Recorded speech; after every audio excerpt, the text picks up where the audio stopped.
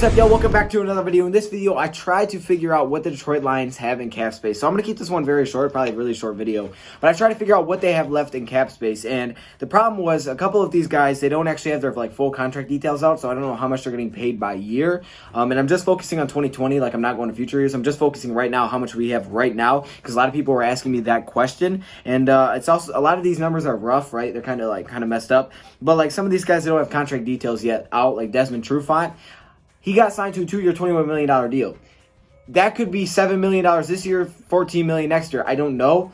So I just went with the average and said he got $10.5 million this year. There are two players like that. Those two guys are Danny Shelton and Desmond Trufant. Those two guys I could not find what their cap hit is for 2020. So I also went that we had $50 million to start our cap space with. I looked up, I couldn't remember what we had, and then when I was trying to figure it out, I couldn't figure out exactly what the number was, but it said roughly $50 million in cap space coming into free agency. So with that in mind, I started from 50. I did some subtractions from the 2020 contracts that we have signed for the first year, and then I added what we would have saved. So for Slade, about $10 million. Devon Kennard, $5.6 million, and I came up with just under $26 million in cap space. Now that's using the average, saying that we're giving Trufant $10.5 million this year and Danny Shelton $4 million this year because he made $8 million for 2 years. So I just cut it in half. Took the half of it because it's only a 2-year deal. So that came up with $26 million, roughly $26 million. So if it's somewhere around there, I told you guys that the Detroit Lions were looking to spend somewhere between $25 and $30 million.